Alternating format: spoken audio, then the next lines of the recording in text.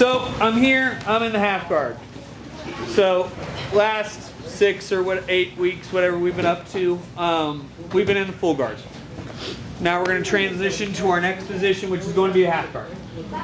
I like to transition through each of the kind of major positions over the course of about a month. We spend 8 weeks in guard because it's the most important position, but we're going to spend 4 to 6 weeks on half guard, butterfly, side, mount, back, and then go through some of the more intricate guards after that.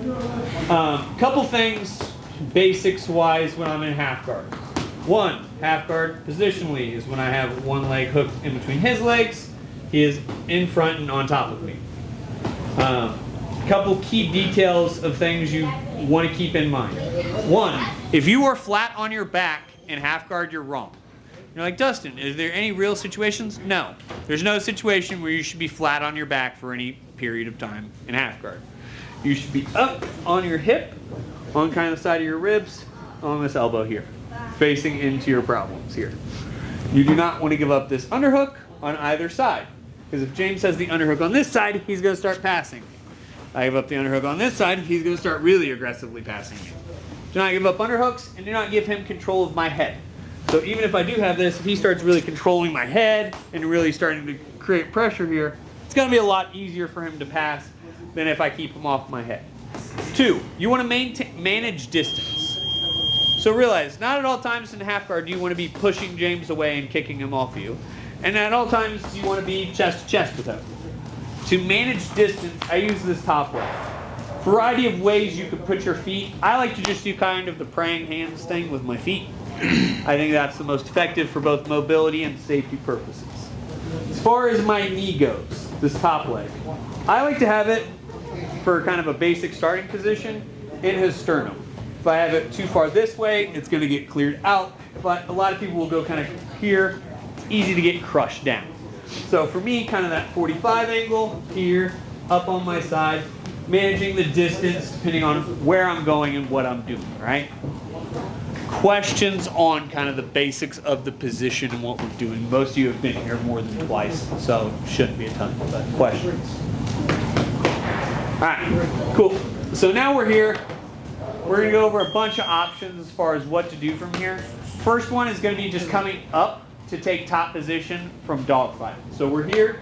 This top leg, I'm going to create some space, create some frames here. I'm going to kick this leg out, and I'm going to use that momentum to set myself up. So I'm here, framing up James. I'm going to kick this leg out, replace it with my hand here. Boom, come up. Couple things I want to do immediately. I'm posting my hand behind, stabbing James in the neck with my unicorn horn. My hand comes either to the belt, or I will just reach for that far side hip. All right? That will become an important key detail later. Once we're here, I'm going to use this outside foot to drag James's knee out and unhook my foot. I will drag his ankle out until my foot naturally unhooks. Once I'm here, I'm going to bump into him and come up to both knees. This is called dogfight position. We will learn a variety of different moves from here, but I want to get here first and get you guys used to being in half guard. So I'm here, I get in good half guard position, I frame James away, I'm keeping him off me. Boom, I kick my leg out, boom, post up. Grab either the belt or that far side hip. Keeping a good base here and good pressure, because James is going to start to drive into me, he's going to start to pressure in, I don't like that. Boom, I hook his ankle until my foot comes unhooked. Bump in, come to both knees, and I'm pinching this knee here. I don't want to just be all loosey-goosey, because then James is going to start to do some real weird stuff, and I don't like that. Slow him down. Get here, settle into position. Questions on that? Fairly basic position. Most of you have seen it before. So when your knees come together, does that make you easier to tip over? It's going to be harder. It's going to be pretty hard for him to tip me over here because I have a lot of control of his hips. And I have a good post here. Okay. So like if James starts to kind of pressure into me, which is what you kind of think would be the natural reaction here, it's actually a little hard for him, and it's going to be easy for me to off balance him if he starts pushing in this way. What a lot of people are going to start doing is actually dropping weight and trying to drop into you actually. So works to your advantage. Other questions? Drill her out. 1, 2, 3.